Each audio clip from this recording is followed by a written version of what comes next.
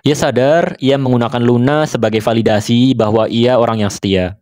Dan ia menggunakan Rinjani sebagai validasi bahwa ia orang yang cerdas dan menarik. Namun, hikmah yang bisa kita ambil dari kisah cinta segitiga antara Bima, Luna, dan Rinjani ini ialah sebelum mencoba menjadi segalanya untuk orang lain, Bima punya dua dunia.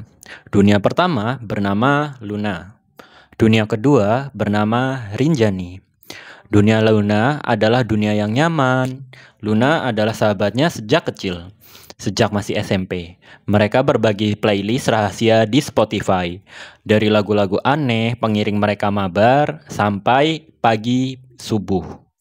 Percakapan mereka penuh dengan candaan tawa dan jokes, hingga stiker meme-meme yang hanya mereka yang tahu.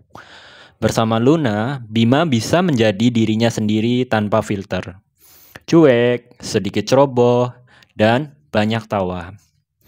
Luna adalah zona nyaman yang terasa seperti selimut hangat di malam yang dingin. Dan dunia kedua adalah Rinjani. Dunia yang baru, dunia yang mendebarkan. Rinjani adalah anak baru di kelasnya. Seorang seniman digital yang karyanya selalu membuat Bima kagum.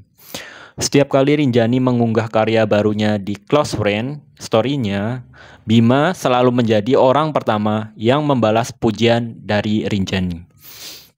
Percakapannya penuh dengan ide-ide besar, rekomendasi film-film indie, dan mimpi tentang masa depan. Bersama Rinjani, Bima merasa menjadi versi terbaik dari dirinya. Cerdas, punya wawasan, dan dewasa. Rinjani adalah petualang bagi kehidupan Bima. Masalahnya, dua dunia ini mulai sering beririsan di satu tempat. Notifikasi dari Luna yang isinya ajakan mabar dan notifikasi dari Rinjani yang isinya tentang pendapat tentang sketsa terbarunya. Seringkali notifikasi ini muncul bersamaan di ponsel Bima. Saat bersama Luna, ia merasakan percakapan dengan Rinjani yang begitu merindukan. Saat bersama Rinjani, ia merindukan tawa lepas bersama Luna. Ia seolah menjadi dua orang berbeda, dan ia tidak tahu mana dirinya yang asli. Bingungan Bima pun berubah menjadi kelumpuhan. Ia menjadi ahli dalam mengetik pesan panjang lalu menghapusnya sebelum menekan tombol kirim. Suatu hari, Rinjani mengirim pesan pada Bima. Bim, weekend ini ada pameran seni di pusat kota. Temenin aku yuk. Jantung Bima pun berdebar. Tapi di saat yang sama, ia teringat janji pada Luna untuk mencoba game baru yang sudah mereka tunggu-tunggu. Jarinya pun melayang di atas keyboard untuk Rinjani. Mau banget, jam berapa? Terus sama Bima, kemudian pesannya dihapus. Terus dia ganti dengan, wah, aku ada janji Rin, maaf banget ya. Gimana kalau hari Minggu aja? Lalu beralih ke chat dari Luna. Lun, sorry banget ya, weekend ini aku kayaknya nggak bisa. Lun, gimana kita majuin aja mainnya di hari Jumat? Hasil akhirnya, ia tidak membalas chat dari Rinjani dengan cepat dan membuatnya menunggu. Dan ia tidak berkata apa-apa lagi pada Luna, seolah akhir pekan itu masih sesuai rencananya. Ia mengambil jalan paling pengecut. Diam, ia berharap masalah itu akan selesai dengan sendirinya. Di dunia yang serba instan, diam bukanlah emas. Diam adalah pengkhianatan kecil yang menumpuk, menciptakan bom waktu yang siap meledak kapan saja. Dan bom waktu akhirnya pun meledak. Bukan karena perisan pribadi, tapi karena sebuah unggahan di grup WhatsApp angkatan. Hari Sabtu itu, Bima akhirnya memutuskan pergi bersama Rinjani. Ia beralasan pada Luna bahwa ada acara keluarga yang mendadak. Namun, salah satu teman mereka yang juga ada di pameran seni itu mengambil foto Bima bersama Rinjani yang sedang tertawa bersama.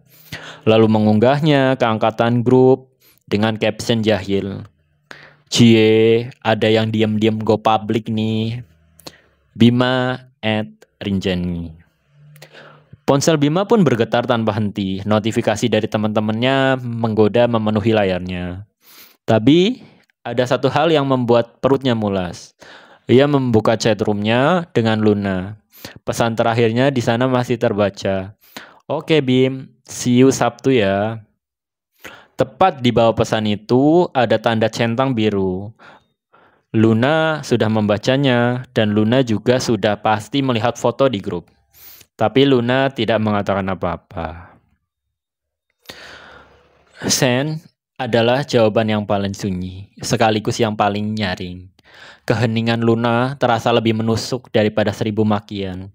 Playlist rahasia mereka di Spotify pun terasa seperti sebuah artefak dari masa lalu yang baru saja berakhir. Hari Senin di sekolah terasa seperti medan perang yang dingin. Luna menghindari Bima tanpa tatapan. Rinjani yang merasakan perubahan sikap Bima dan atmosfer canggung di sekitar mereka mulai menjaga jarak. Puncaknya terjadi di kantin. Secara tidak sengaja, mereka bertiga berakhir di meja yang berdekatan. Hening yang menyiksa itu akhirnya dipecahkan oleh Rinjani. Bim, kamu kenapa? Tanyanya. Menatap Bima dan Luna bergantian. Ada masalah yang enggak aku tahu.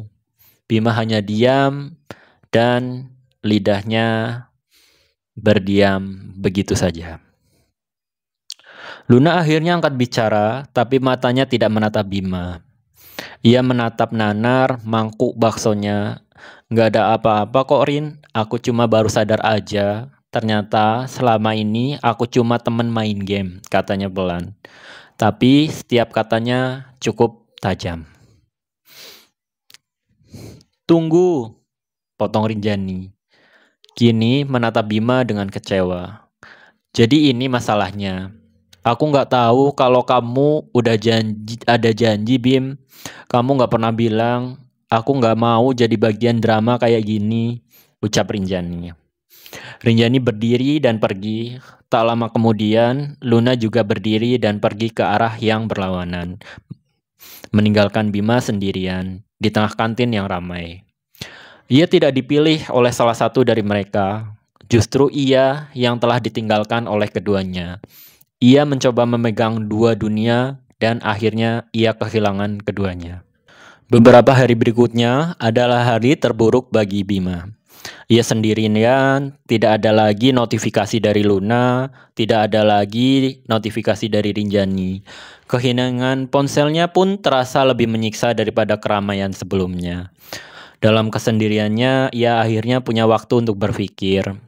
Ia sadar kesalahannya bukanlah karena menyukai dua orang dalam waktu bersamaan. Perasaan tidak bisa diatur, kesalahannya adalah ketidakjujurannya. Kesalahannya adalah kepengecutannya. Ia begitu takut menyakiti sehingga ia menyakiti semua orang, termasuk dirinya sendiri. Ia sadar ia menggunakan Luna sebagai validasi bahwa ia orang yang setia. Dan ia menggunakan Rinjani sebagai validasi bahwa ia orang yang cerdas dan menarik. Ia belum tahu siapa Bima yang sesungguhnya tanpa validasi mereka berdua. Malam itu, ia melakukan hal yang seharusnya ia lakukan sejak lama.